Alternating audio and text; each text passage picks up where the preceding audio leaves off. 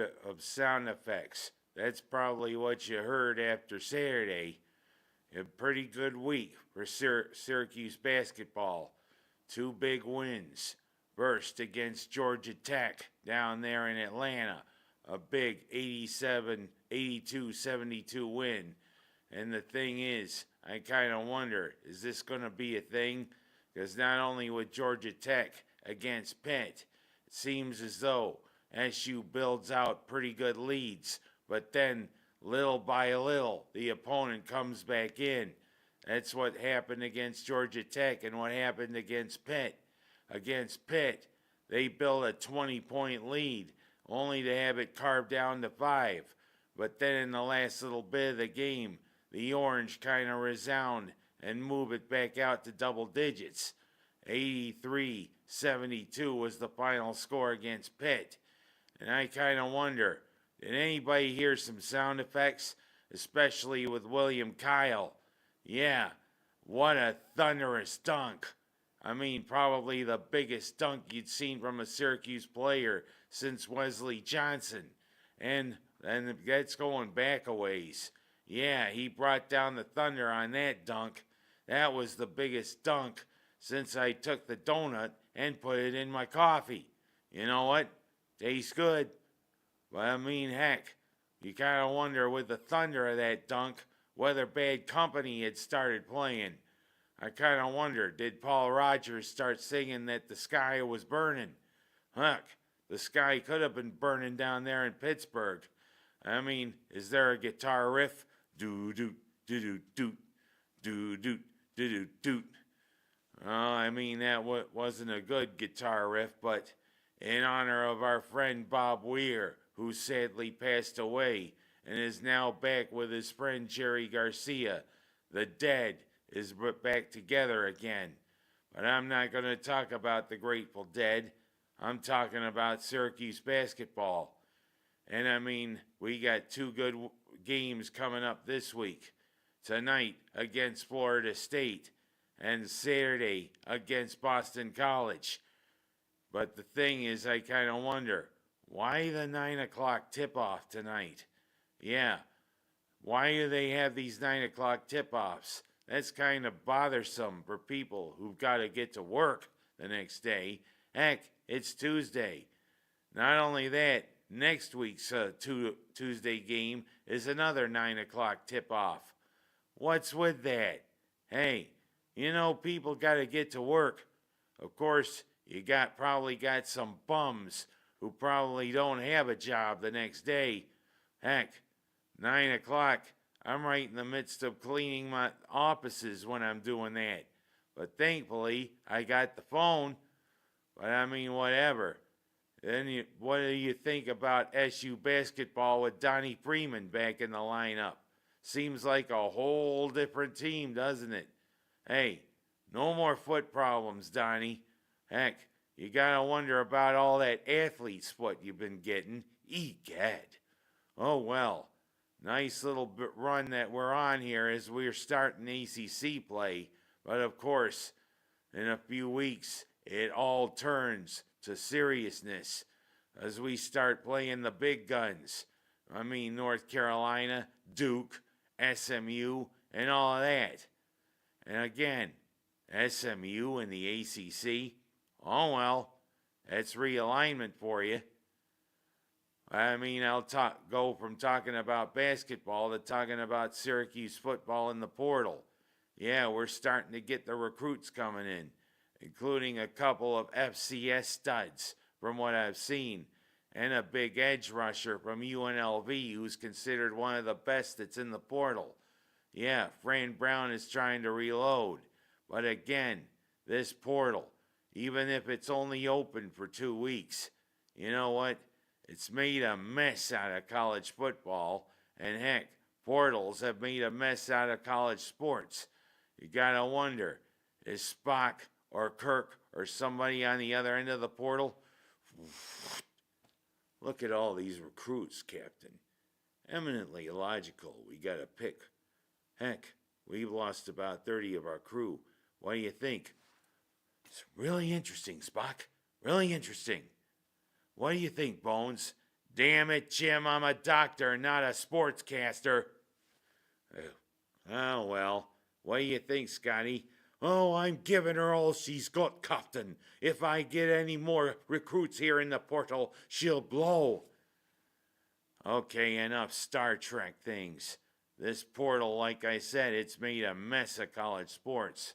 No school spirit anymore. What happened to Beach Boys? Rah, rah, rah, be true to your school, just like you would to your girl or guy. Be true to your school now. Yeah, be true to your school, that's no longer a thing. Heck, still big in high school. But of course, I'll talk about high schools later. But hey, when's this portal gonna close? All right, Spock, let's close this thing. Eminently logical, it closed, Captain. All right, I'm going to go from talking about Syracuse sports to how about the Bills. The wild card week kind of showed what it was meant. Some pretty good victories, some pretty good, interesting matchups coming up. Yeah, Aaron Rodgers. Is this the swan song for him? Houston really put a dent in him, 30-6. Matthew Stafford showing that another gray beard is going to keep on going. But I mean, an ultra close win over Carolina. But of course, talking about them's pretty good. I want to talk about the Bills. That was a clutch win against Jacksonville, against the pretty boy there with the hair. I mean, Trevor Lawrence. Hey, get a haircut. And of course, heck, you got to wonder about the running game. They let couple of no-name running backs run all over them like they usually do. Heck, if there's any member of the Bills coaching staff that's got to go, maybe it's Bobby Babich. Maybe it's Brady. Of course, several college teams, I think, have interviewed him for head coaching jobs. But we'll see. But I mean, everybody's just saying, if he doesn't win, he's got to go. Yeah, McDermott, I think he's earned another year. But I mean, heck, who'd have thought there'd be a 10-yard tush push? Yeah, on the winning touchdown by the Bills, a 10-yard tush push. But heck, it became a 1-yard win there for the Josh Allen. And then, hey, getting the interception by Cole Bush off of a carom. Doink! Thank you very much. But I mean, Buffalo, they just keep on going. And heck, they're going to keep going on the road. Because unfortunately, with New England's win over the LA Chargers, there's not going to be any more home games at Highmark Stadium. You know, I mean, it's going to be a sad day when they do put the wrecking ball to it. I hope they do use the material that comes from it for something else. Are they going to maybe put an artificial reef into Lake Erie? We'll see. Ain't going to block the winds. You know what? It's going to be a sad thing when those winds come across the new Highmark Stadium, but don't dip down in and swirl. It's still on a windswept area of Orchard Park, but it isn't designed like what Highmark Stadium was. But whatever. Onward and upward. Survive and advance. Did I just hear the ghost of Jim Valvano? Survive and advance. That's the way it is. Next up, Denver. Out there on the Rocky Mountains. Out there in one of the loudest stadiums in the NFL.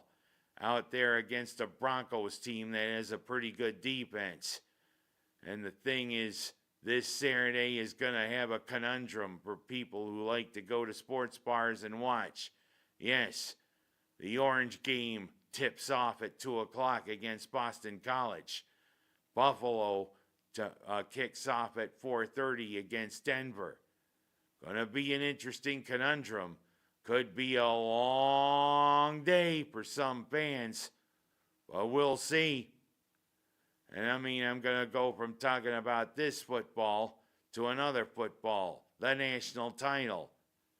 Indiana. I mean, I'm prouder than hell of what the Hoosiers have done. Yes, this perennially downtrodden Big Ten team has now advanced to being one of the best in the country. Kurt Signetti is showing that he's a good coach. And we also got the Heisman Trophy winner, Mr. Mendoza. But of course, standing in our way, standing in Indiana's way, is the U. Yeah, and you got to think about who might be there. Vinny Testaverde, Bernie Kosar, Michael Urban, the Blades brothers, Melvin Bratton. I mean, all sorts of people could be there to root on the U. Of course, you know Michael Urban with his now dreadlocked hairdo on there. You know, I gain respect for him that he turned his life around and he's become a pretty good person. But you know, hey Michael, could you maybe do something with that hair? Who knows? But of course, it's the U. And of course, I'm rooting for Indiana. Hey, does Indiana want me? Lord, I can't go back there. But of course, talking about Indiana, who kind of thought what happened there with Coach Freeman and Notre Dame? Yeah, apparently the opponent of his son there for wrestling got in a scuffle. Freeman brushes him, and heck, he's charging assault. Hey, let's get rid of a coach I don't like. You know what? A brush isn't assault. You know what? You know what assault is? It's what you put on your food to flavor it. And last but not least, I'm going to talk about the high schools. The Waterloo girls. Even though they don't have a lot of depth on their team, they just keep rolling along. Yeah, Coach Bree and his family have got things rolling along for Waterloo. Heck, big wins lately, especially Monday against one of the Chilais. Who'd have thunk there's 3 schools? Of course, Churchville Chili, Wheatland Chili, Gates Chili. Of course, what do you want to eat when you go there? Oh, chili. Oh, nice little spice. That's exactly what Coach Bree and his family is doing. And of course, Minders, they're struggling a little bit. Come on, Blue Devils. You got to kind of right the ship a little bit. Of course, this week, let's just say after the Waterloo boys hopefully take on and down Newark. Friday at the Waterloo High School, it's going to be the Waterloo girls and the Minders girls. It's going to be a packed house. And hopefully, when I do the announcing, I'm not going to mispronounce a name like I did last year. Heck, it's Nigro. And of course, the brother is now on the basketball team. It's Nigro, Mr. Haas. Nigro. Nigro. Isn't that something I buy to put in my topsoil? Who knows? Of course, that's what I have to say for this week, and hopefully we're going to see Buffalo get past Denver and meet either Houston or New England. And let's have 2 more victories, Cuse.